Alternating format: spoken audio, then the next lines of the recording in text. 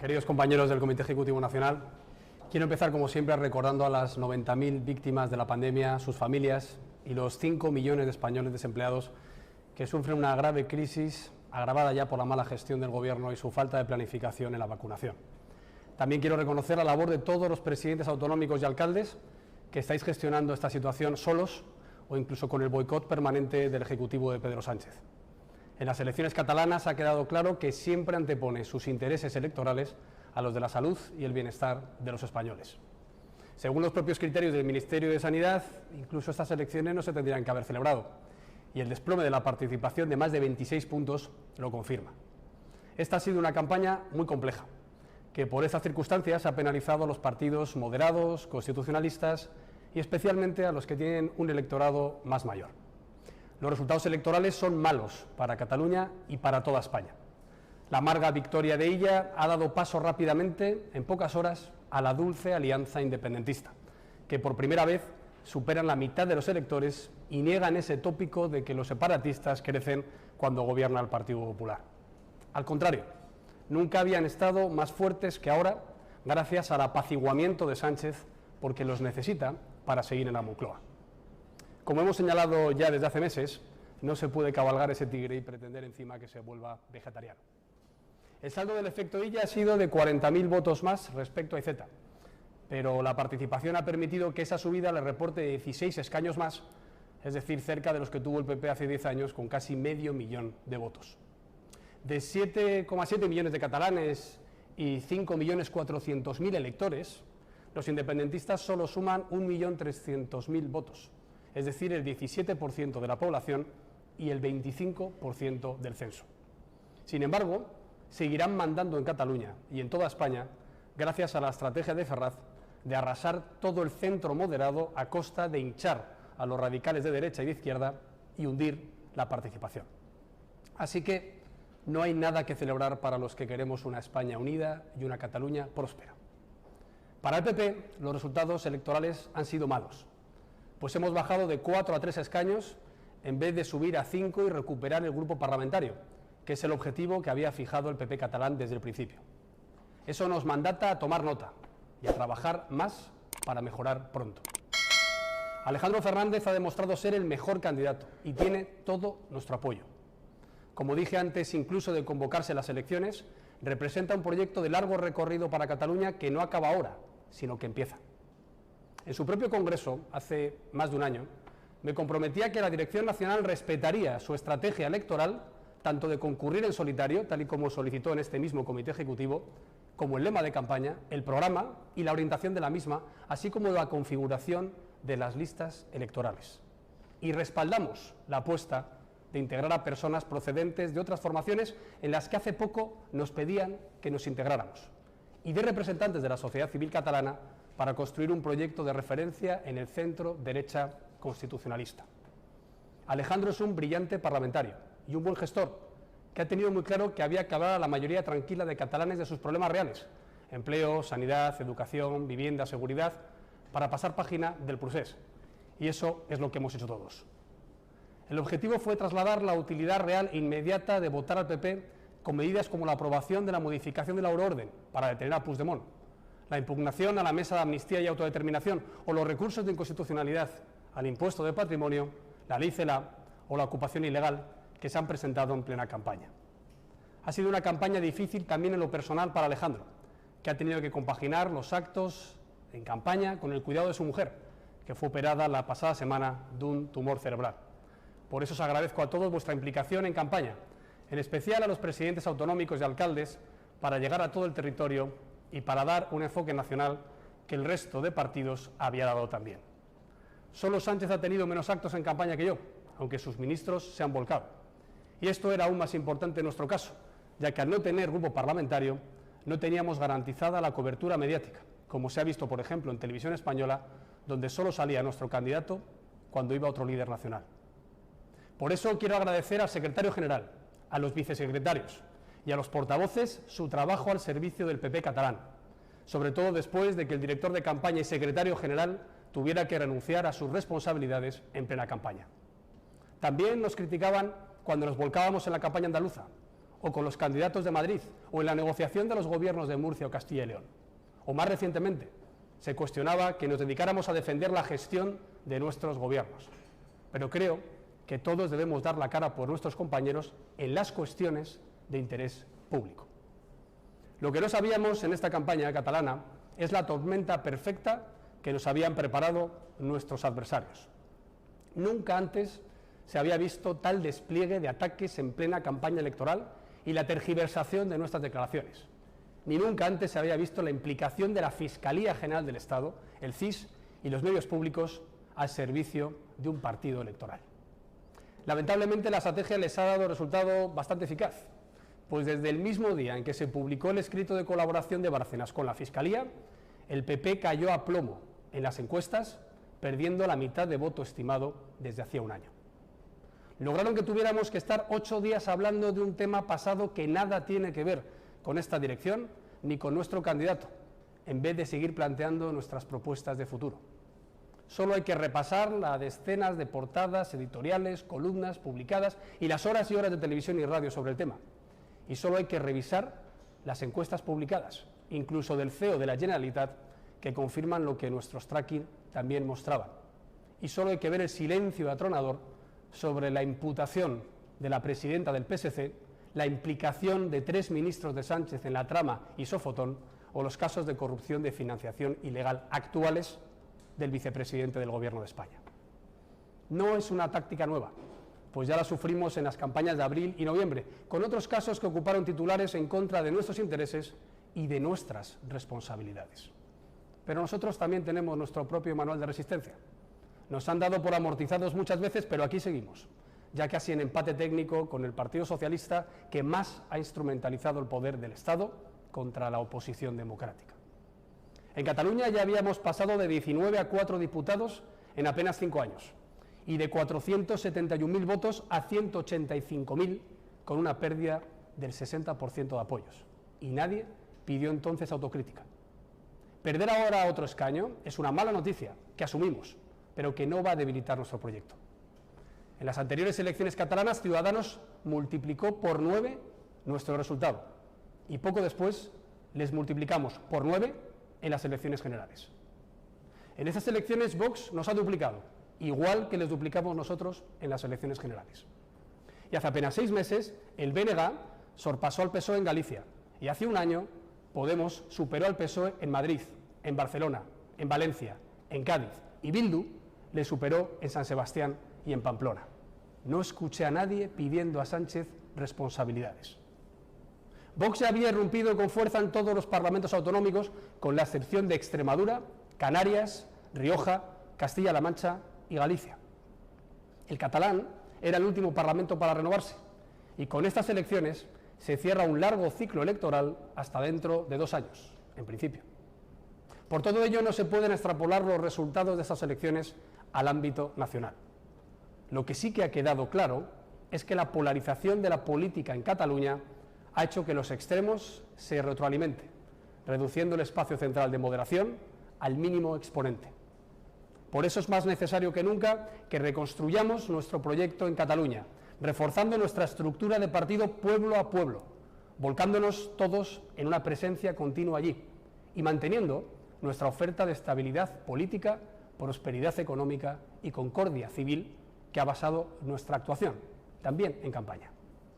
Os quiero anunciar que he encargado al Comité de Dirección Nacional y al Autonómico un plan estratégico de recuperación de nuestro espacio electoral en Cataluña. Yo mantendré la implicación personal que he demostrado durante el último medio año y os pido que hagáis lo mismo en la medida de vuestras responsabilidades y posibilidades, consciente de que una estrategia de largo recorrido tardará en dar sus frutos. Y queridos amigos, también tenemos que seguir avanzando en nuestro proyecto nacional. Hay que recordar de dónde venimos. En el año 2015 sufrimos la mayor pérdida de votos de nuestra historia y tras el repunte de 2016 sufrimos la peor caída de escaños en abril de 2019, de la que nos recuperamos en un 30% en el mes de noviembre. Cuando se eligió a esta ejecutiva en julio de 2018, éramos el tercer partido en estimación de votos por detrás del PSOE y de Ciudadanos. Y así estuvimos hasta las elecciones siguientes, en las que conseguimos evitar el sorpaso de Ciudadanos. Ahora estamos en empate técnico con el PSOE, según la mayoría de encuestas. Hemos conseguido gobernar Andalucía por primera vez, recuperar Madrid, Zaragoza, Oviedo, Córdoba y en la mayoría de autonomías y ciudades hemos mejorado mucho nuestra intención de voto en los últimos meses. Y lo hemos hecho a pesar de la peor fractura de nuestro espacio electoral y del sistema de partidos de la historia reciente, y en contextos de campaña muy complejos por culpa del gobierno más radical de la democracia. Pero no es suficiente. Debemos subir más y más deprisa, propulsar más nuestro proyecto, soltando el lastre que nos impida avanzar más rápido. Queridos compañeros, me conocéis bien. Siempre he defendido al PP en las peores circunstancias y en los peores momentos, donde nadie quería ir y antes incluso de ser vuestro presidente nacional. Pero defender al partido no es justificar las conductas individuales que hayan podido cometer personas concretas al margen de los órganos de dirección y del interés de los afiliados. Por eso, desde hoy, esta dirección nacional no va a volver a dar explicaciones sobre ninguna cuestión pasada que corresponda a una acción personal que no haya sido en beneficio del partido o incluso haya podido perjudicarle. Sencillamente, no nos lo podemos permitir más con el calendario judicial que se avecina. El coste electoral ha sido y es tremendo, y el daño para la urgente alternativa que necesita España es inasumible. Hay que dejar de preocuparnos por nuestro pasado y ocuparnos del futuro que proponemos para los españoles. Las hipotecas en política no son hereditarias, no lo han sido para ningún otro partido y no deben serlo para el nuestro. No podemos seguir pagando facturas de cuestiones que ni conocemos ni tienen nada que ver con un legado impecable de defensa de la libertad y de España que costó la vida a 24 compañeros y por el que otros miles han consagrado su vida al servicio público. Cualquier conducta no ejemplar no forma parte del patrimonio a defender del PP. Y por todo ello quiero anunciaros dos decisiones. Cambiaremos la sede nacional del Partido Popular de ubicación, pues considero que no debemos seguir en un edificio cuya reforma se está investigando esta misma semana en los tribunales. Y crearemos un nuevo departamento de compliance que establecerá mecanismos de transparencia, rendición de cuentas y un canal anónimo de denuncias con absolutas garantías, por supuesto, a semejanza de lo que sucede en las grandes empresas. Debemos apostar por una regeneración justa, sin actitudes inquisitoriales, pero con claridad y firmeza ante la opinión pública. Ese fue el compromiso que me encargaron nuestros afiliados en primarias y creo que es el demarraje que necesita el partido para llegar a nuestra meta cuanto antes. Debemos unir a una nueva mayoría alrededor de la libertad y contra el proceso de destrucción institucional, económica, social y política que impulsa actualmente el Gobierno y sus socios radicales. Esa es nuestra tarea y nada ni nadie nos deben apartar de ella. Nos debemos a los españoles y esa es la primera lealtad política y la única incondicional. Queridos amigos, no hemos tenido ni un solo momento de normalidad política. La interminable sucesión de ciclos electorales y este último año de pandemia han dificultado el trabajo de renovación programática y ese contexto exige un esfuerzo de unidad electoral, de integración de muchos millones de españoles alrededor de una agenda nacional compartida y ese proceso solo puede liderarlo el Partido Popular.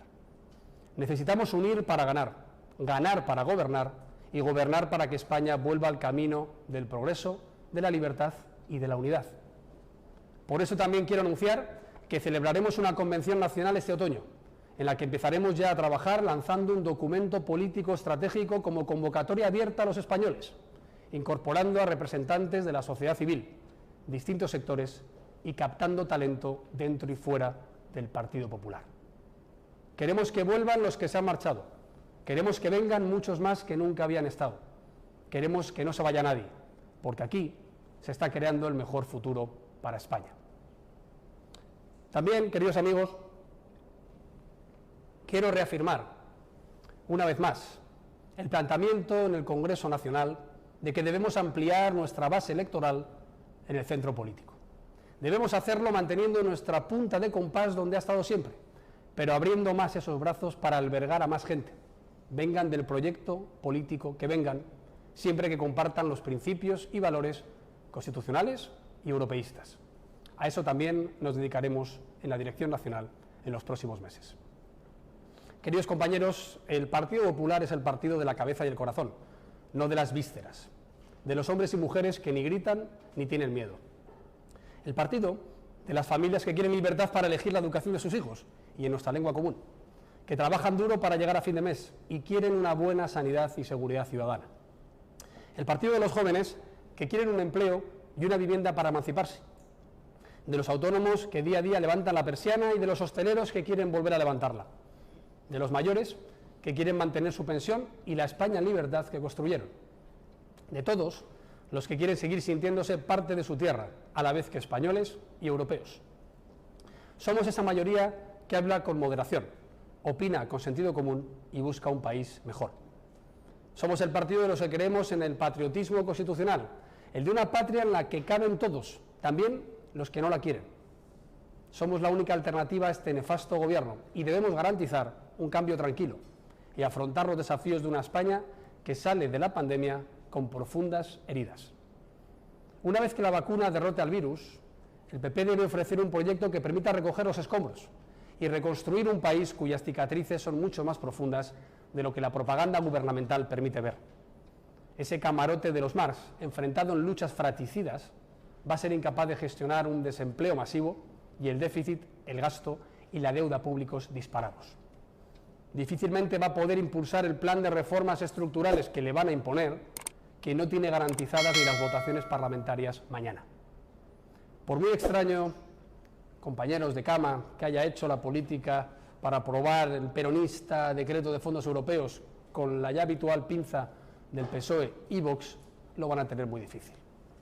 Lo de la España digital y verde era el reparto a dedo de 140.000 millones de euros, desde el que decían que era un gobierno ilegítimo y criminal por obra y gracia de los que llamaban la ultraderecha. De momento van engañándonos, diciendo una cosa en Bruselas y otra en Madrid, pero el fin de la vacunación y las elecciones alemanas en otoño, este doble lenguaje llega a su fin. Ya estamos viendo lo que ha pasado en otros gobiernos vecinos, como el de Italia. Por eso debemos mantener el rumbo. Las velas están bien orientadas. Habrá veces que soplará menos viento o que haya peor oleaje, pero tenemos el mejor barco de toda la política española y la mejor tripulación, que sois vosotros. El cuaderno de bitácora lo hemos venido escribiendo a lo largo de 2 años. Primero, los principios rectores que propuse y ratificamos en el Congreso Nacional: la regeneración y la honestidad, la libertad individual y la igualdad de oportunidades, el Estado de Derecho y la nación, la propiedad privada y el libre mercado. Después, el catálogo programático que expusimos en la última Convención Nacional, en empleo y competitividad, en justicia y en seguridad, en natalidad y pensiones, en educación y cohesión territorial, en el fortalecimiento institucional, la digitalización, la sostenibilidad y la política exterior y europea. Y por último, en el discurso de la moción de censura, que reafirmo como hoja de ruta de nuestro proyecto de centro-derecha, moderado y transversal. Porque, queridos compañeros, no solo debemos seguir en la centralidad, también debemos hacer que España lo esté, para que las elecciones vuelvan a ganarse ahí y no en los extremos. Ni queremos ganar en la radicalidad, ni a España le serviría de nada que ganáramos desde la esquina de un campo de batalla. Como ya hemos dicho otras veces, el centro no es ausencia, es militancia. No es silencio, es un lenguaje común. No es quitarse de en medio, es ponerse en medio. No es estar de perfil, es dar la cara por lo de todos. No es desistir, es impulsar. No es dejar pasar, es abrir el paso a la sociedad. No es debilidad, es coraje.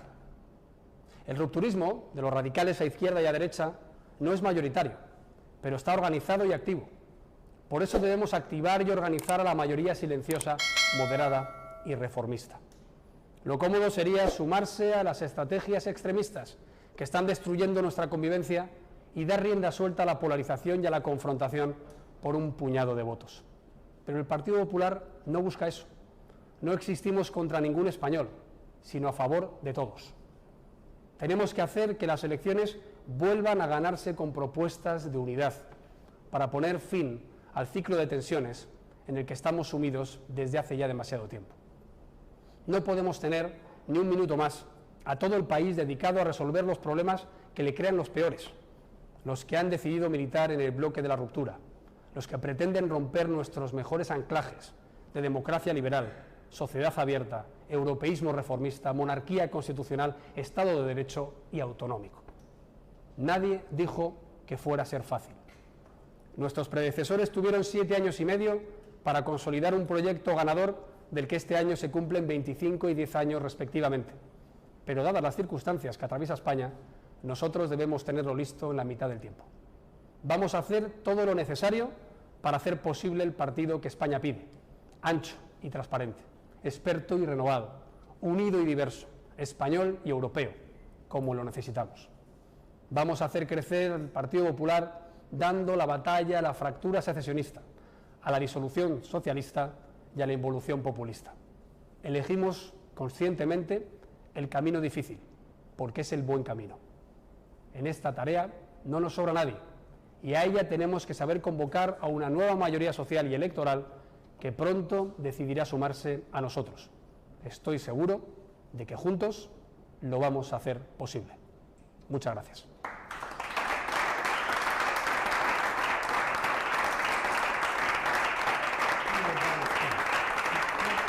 Me parece que es todo.